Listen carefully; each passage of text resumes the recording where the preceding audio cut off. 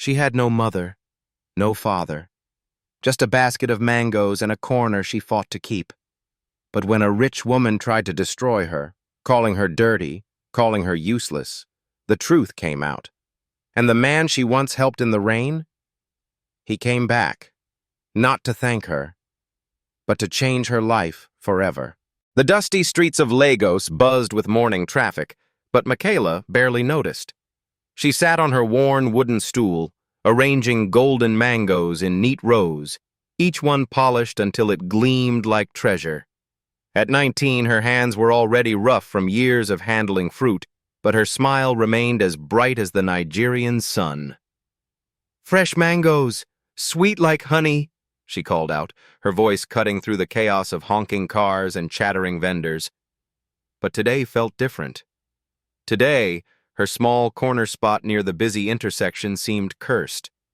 First, 3 customers had complained her mangoes were overpriced. Then a truck had splashed muddy water all over her display. Now, Mrs. Adebayo was marching toward her with fire in her eyes. "You cannot sell here anymore," came the harsh voice behind her. Makayla turned to see Mrs. Adebayo, the neighborhood's self-appointed market supervisor, flanked by 2 police officers. The older woman's expensive gold jewelry caught the sunlight as she pointed an accusatory finger at Makayla's modest fruit display. "Officers, this girl is selling without proper permits. Arrest her." "But I have all my permits," Makayla protested, scrambling for her documents. "I've been selling here for 3 years legally." One officer examined her papers while the other looked bored. "These look legitimate to me," he said. Mrs. Adebayo's face reddened. "Check again. I'm sure they're fake." From across the street, a tall man in a crisp white shirt watched the confrontation unfold. But he wasn't alone. A woman in expensive sunglasses stood beside him, and they were both taking photos of the scene with their phones. "The permits are real," the first officer confirmed. "She can sell here." "This is corruption!" Mrs. Adebayo screamed. "My nephew is opening a proper electronics shop here next week. This corner was promised to him." "Ma'am, we can't force someone to move if they have legal permits," the second officer said tiredly. As the officers walked away, Mrs. Adebayo leaned close to Makayla. "You think you've won? My nephew has connections. Big connections. You'll be sorry you didn't leave when I asked nicely." The man across the street whispered something to his companion, who nodded and walked away quickly.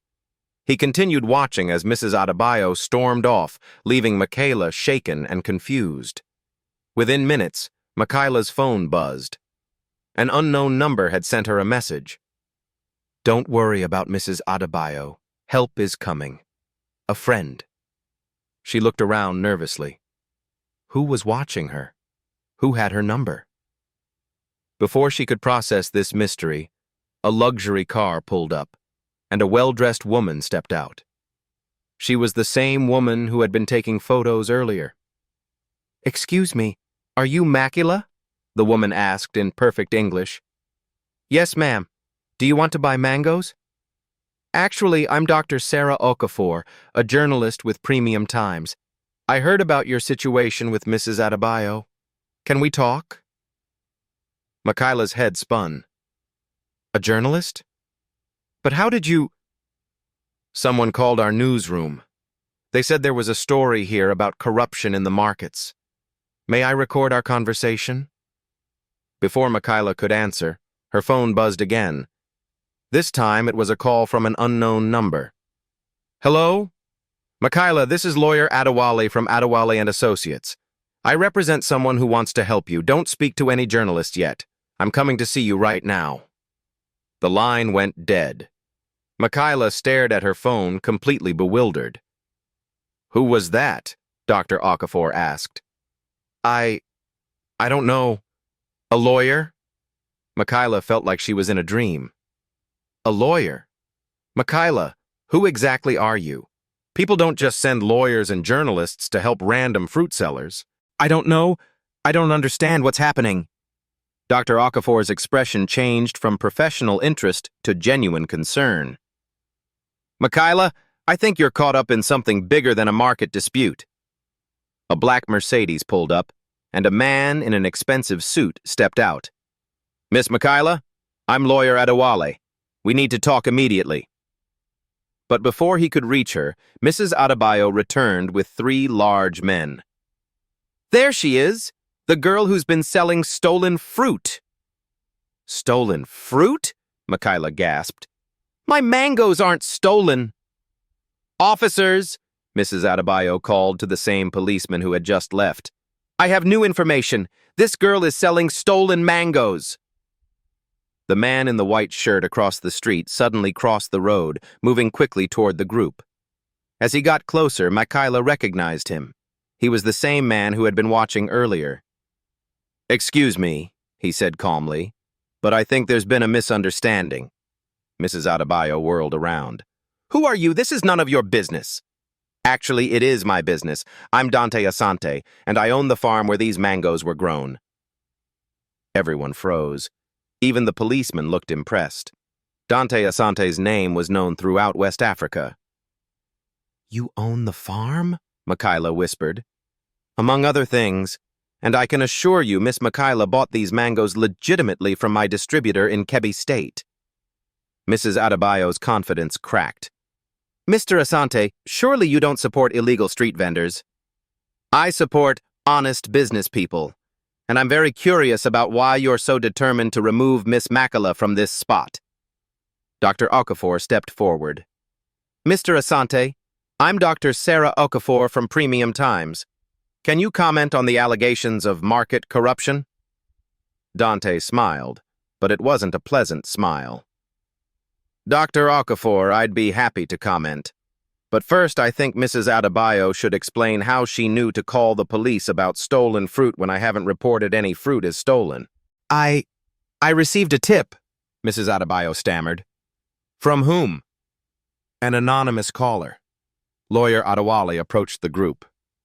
Mr. Asante, I've been trying to reach you. We have a problem with the Adebayo electronics case. What about it? Tunde Adebayo, Mrs. Adebayo's nephew. He's been arrested. Bank fraud, forgery, and something about stolen electronics. Mrs. Adebayo went pale. That's impossible. Tunde is a successful businessman. Ma'am, the lawyer continued, your nephew has been running a scam.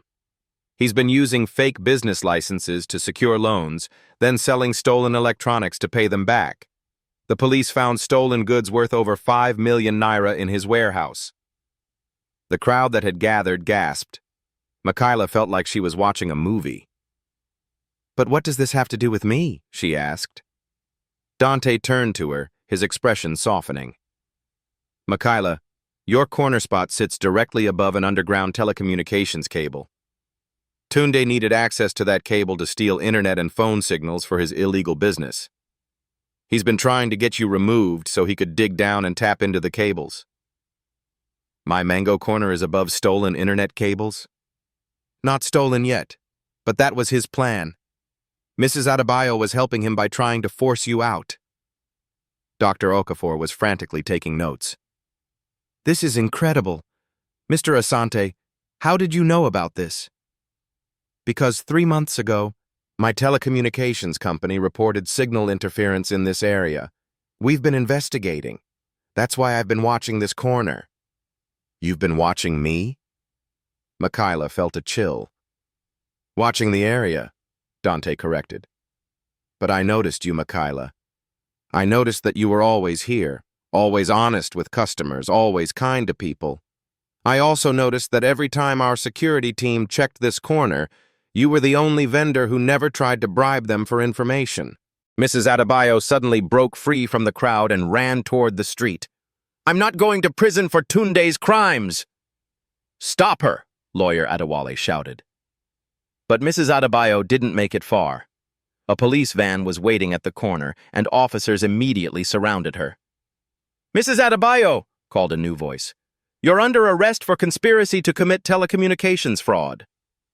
A woman in a police uniform approached the group. I'm Detective Inspector Kemi Badmus. Mr. Asante, thank you for your cooperation in this investigation. Investigation? Makayla felt her world spinning again. "Miss Makayla," Detective Badmus said gently, "you've been unknowingly protecting a major crime from happening. Your presence here prevented Tunde Adebayo from accessing those cables." "But I was just selling mangoes."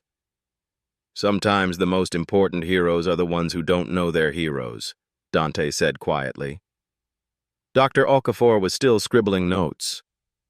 "Mr. Asante, can you explain how you got involved in this case?" "My company's security team identified the signal theft. We worked with the police to set up surveillance, but we needed someone on the ground, someone who would be here every day, someone trustworthy." "So you hired Makayla?" Detective Badmus asked. "No," Dante said, looking directly at Makayla. "Makayla doesn't know this yet, but 3 months ago, she helped me during a rainstorm. She gave me her umbrella when my car broke down. She didn't know who I was, but she was kind to a stranger." "That was you?" Makayla's eyes widened. "That was me. And after that day, I had my security team do a background check on you. Not because I suspected you of anything, but because I was impressed by your kindness." "A background check on me? Clean as a whistle. 3 years of honest business, never late on taxes, sending money home to support your family. You were perfect." "Perfect for what?" Detective Badmus answered. "Perfect to be an unwitting undercover agent. Your routine presence here made it impossible for Tunde to do his work without being noticed." "I was an undercover agent without knowing it?" "The best kind," Dante said. "Natural, authentic, uncompromised." Dr. Okafor looked up from her notebook. "This is going to be front-page news. The mango seller who stopped a cybercrime ring." "Wait," Makayla said, feeling overwhelmed. "I need to understand something. Mr. Asante, you said you owned the farm where my mangoes came from?" "I own many farms, but I also own the telecommunications company that was being targeted, and I own the security firm that investigated the case. And," he smiled, "I own the building where Dr. Okafor's newspaper is published." "You own Premium Times?" Dr. Okafor asked in surprise. "I own the building. Big difference. But it means I know quality journalism when I see it." Lawyer Adewale stepped forward. "Mr. Asante, there's something else. The investigation revealed that Tunde Adebayo was working with a larger criminal organization. They've been targeting small business owners across Lagos, forcing them out of strategic locations."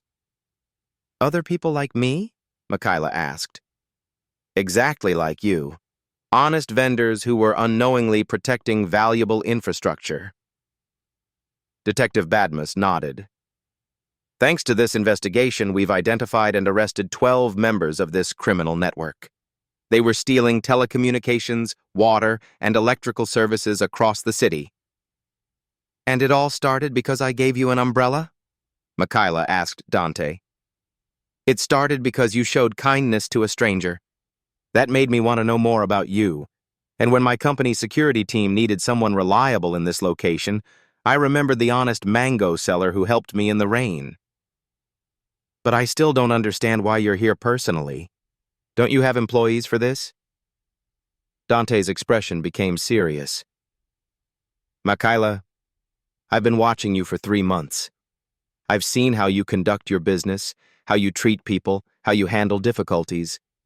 I've seen you give free fruit to hungry children and help elderly customers carry their bags. So I have a business proposal for you. But first, I need to know, are you interested in doing more than just selling mangoes?" "What do you mean?"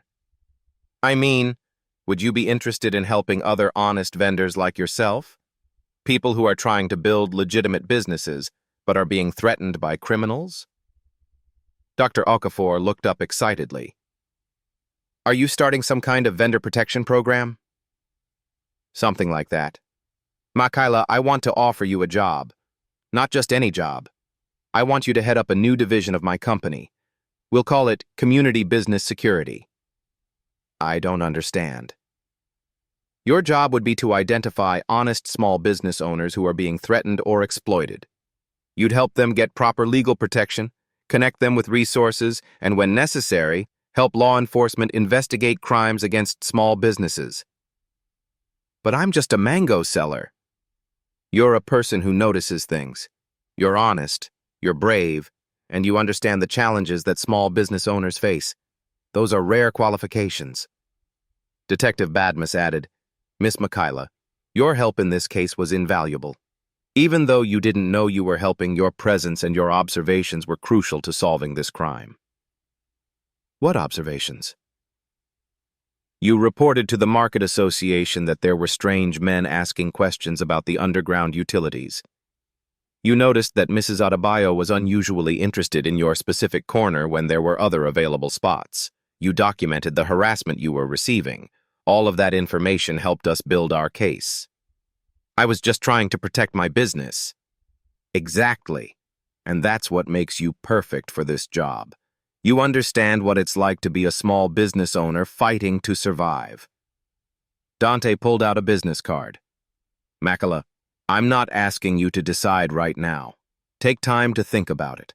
But I want you to know that this job comes with a good salary, full benefits, and the chance to make a real difference in people's lives.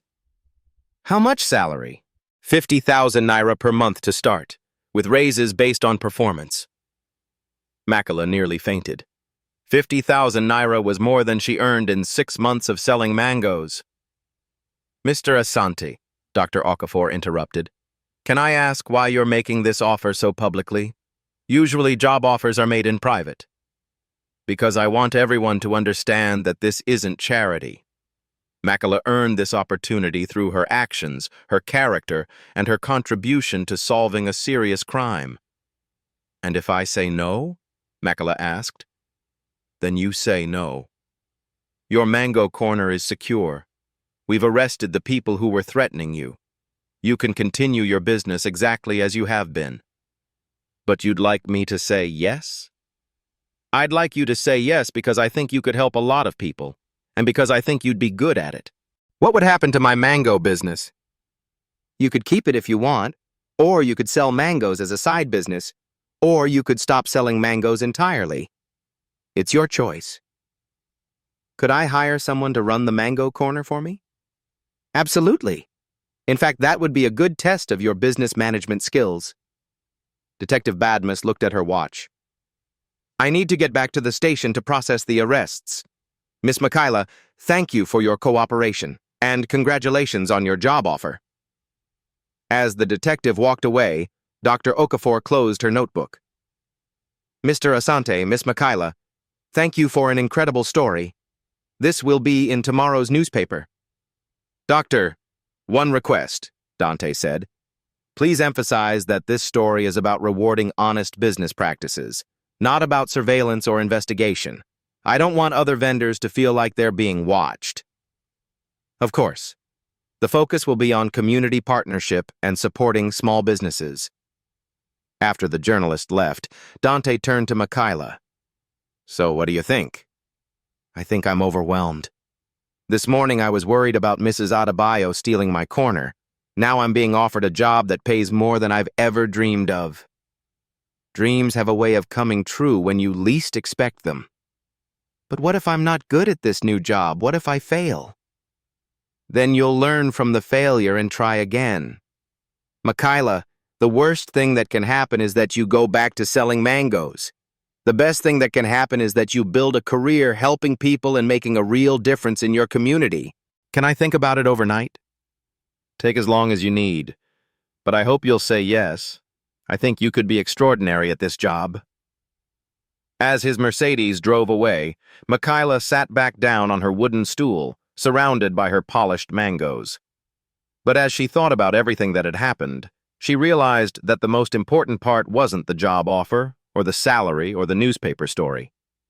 The most important part was the reminder that small acts of kindness, like sharing an umbrella with a stranger, can change the world in ways you never expect. The next morning, she would give Dante her answer. But first, she had mangoes to sell, and customers to serve, and a business to run. Because no matter what happened next, she was still Makayla, the mango seller who believed in treating people with kindness, And sometimes, that's exactly what the world needs most. If you believe in the power of kindness like Makayla, share this story to inspire others. Don't forget to subscribe for more uplifting tales that remind us all that small acts can change the world. What's one kind thing you've done recently? Let us know in the comments.